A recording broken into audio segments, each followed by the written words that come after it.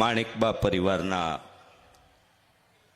પૂર્વજોની અસીમ કૃપા અને પ્રેરણાથી અને એ જ દિવંગત પિતૃઓના સ્મરણાર્થે આયોજિત શ્રીમદ ભાગવત સપ્તાહના 246માં પૂજ્ય દાદાના વ્યાસાસનના આ ગુણગાનની ગાથાના દ્વિતીય જ્ઞાન સત્રના પ્રારંભ પૂર્વે પરમ ભગવતી નારાયણભાઈ પ્રજાપતિ અને એમના પરિવારજનોને વિનંતી કરીશ કે આપ ભાગવત ભગવાન અને આંતરરાષ્ટ્રીય યુવા ભાગવતાચાર્ય પૂજ્ય જિજ્ઞેશ દાદા રાધે રાધેનું ભાવપૂર્ણ પૂજન સંપન્ન કરશો તેવી વિનંતી છે.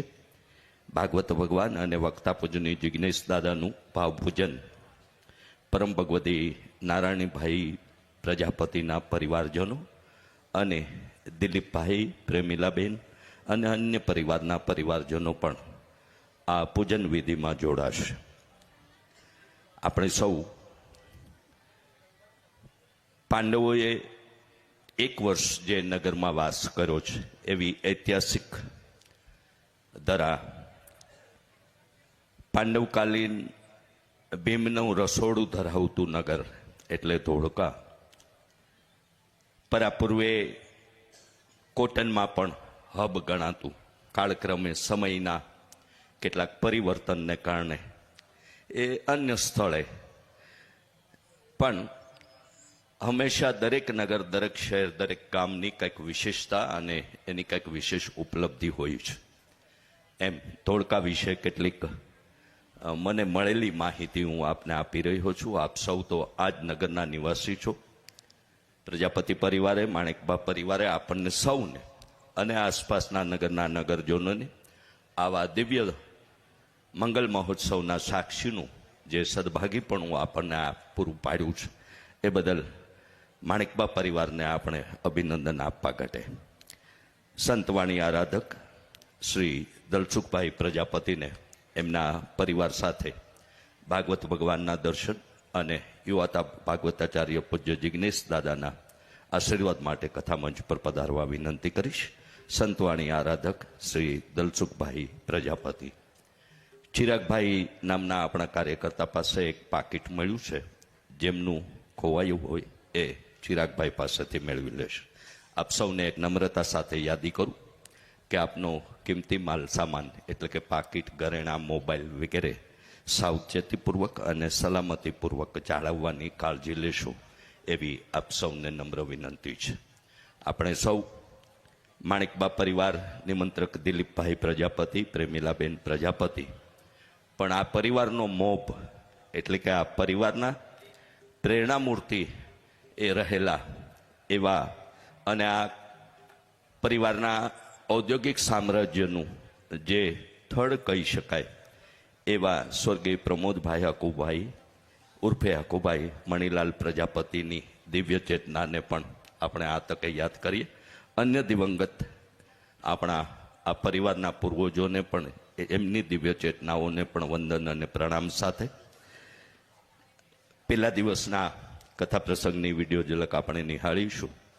પણ એ પૂર્વે મારે આપ સૌને કેટલુંક યાદી સાથે ધ્યાન દોરવું છે કે પૂજ્ય દાદા પ્રેરિત Radhe Radhe education and charitable trust દ્વારા સમસ્ત સમાજના આર્થિક ચિંતિત બાળકોને ધોરણ 11-12 વિજ્ઞાન પ્રવાહનો નાણાંના અભાવે અભ્યાસ છોડવો ન પડે કે અન્ય પ્રવાહમાં જવું ન પડે એવી ચિંતા સેવી અમરેલી લાઠી હાઈવે પર અમરેલીથી 16 કિલોમીટર દૂર કેરાળા અને ટોડા ગામની મધ્યે તથાસ્તુ વિદ્યાપીઠ નામે આપણે એક શૈક્ષણિક સંકુલ પ્રારંભિત કરવા જઈ રહ્યા છીએ. હાલ ત્યાં વિવિધ ભવનોનું નિર્માણ કાર્ય તથાસ્તુ વિદ્યાપીઠના એ પવિત્ર પ્રાંગણમાં યજ્ઞશાળા, વેદ વિદ્યાલય, પ્રેમ મંદિરમાં બિધારતા રાધાકૃષ્ણ દેવ અને આવી અનેક પ્રકલ્પોની ત્યાં આપણે પ્રસ્થાપિત કરવા જઈ રહ્યા છીએ. આપ સૌને એક વાત કરીને જ મારી વાત પૂર્ણ કરીશ કે આ પ્રકલ્પોમાં આપણા એક નવા 2 સંકલ્પો, કારણ કે હમણાં જ આપણે 14 વીઘા જમીન અધિગ્રહિત કરી કુલ 39 વીઘામાં આ તથાસ્તુ વિદ્યાપીઠનું 52 પરિસર નિર્માણાધીન થઈ રહ્યું છે. આપ સૌને મારે વિનંતી કરવી છે કે નજીકના ભવિષ્યમાં જ આપણે જે વડીલોને સંતાન નથી અને જેઓ વયસ્ક અને વૃદ્ધ જરાવસ્થામાં પહોંચ્યા છે, એમનું જતન અને સંભાળ લેનાર કોઈ નથી, એવા વડીલો માટે આપણે એક વડીલોનો વિસામો વૃદ્ધાશ્રમ નામે એક આપણો પ્રકલ્પ આપ સૌના સહકારથી પૂર્ણ કરવા જઈ રહ્યા છીએ.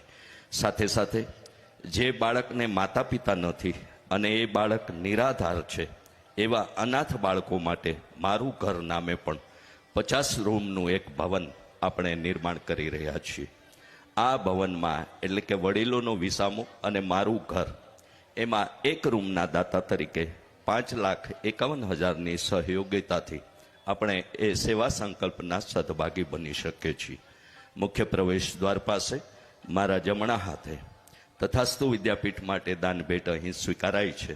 રાધે રાધે સાહિત્ય સ્ટોલની બાજુમાં આપ અમારા રાધે રાધે પરિવારના કાર્યકર્તાનો સંપર્ક કરશો. અન્યથા મોબાઈલ નંબર 999 888 2612 94084 82 860 આ નંબરો આપના મોબાઈલમાં સેવ કરી એડ ગ્રુપ વિનંતી કરવાથી પૂજ્ય દાદાના મુખેથી સ્ફુરેલો સુવિચાર, આગામી આયોજનોની વિગતો અને માહિતી અને નિત્ય રાધાકૃષ્ણ દેવના દિવ્ય દર્શનની ઝાંખી આપણને ઓટોમેટિક સીધી જ રીતે મળતી થઈ જશે. તો આપને એ વોટ્સએપ ગ્રુપમાં જોડાવા પણ અનુરોધ કરીશ. સાથે સાથે લક્ષ્ય ટીવી ચેનલ અને Radhe Radhe official YouTube channel જે પણ લાઇક, સબસ્ક્રાઇબ અને શેર કરવાના અનુરોધ સાથે અને એ પ્રત્યક્ષપણે આ કથારસનું પાન કરતા સૌનું દિલીપભાઈ પ્રજાપતિ, પ્રેમીલાબેન પ્રજાપતિ અને સમસ્ત માણેકબા પરિવાર વતી હાર્દિક સ્વાગત કરતા આપણા બધા જ સદસંકલ્પો પૂરો કરતો ગ્રંથ એટલે શ્રીમદ ભાગવત પણ એ સદસંકલ્પો હોવો જોઈએ એવા આપણા સદસંકલ્પો પૂરા કરતા આ ગ્રંથના એ મહાગુણગાનની ગાથાનું ગાન કરવા પૂજ્ય જિજ્ઞેશ દાદાને વિનંતી કરતા સૌને માણેકબા પરિવારના શ્રી બ્રહ્માણી માત કી જય. જય શ્રી કૃષ્ણ. રાધે રાધે.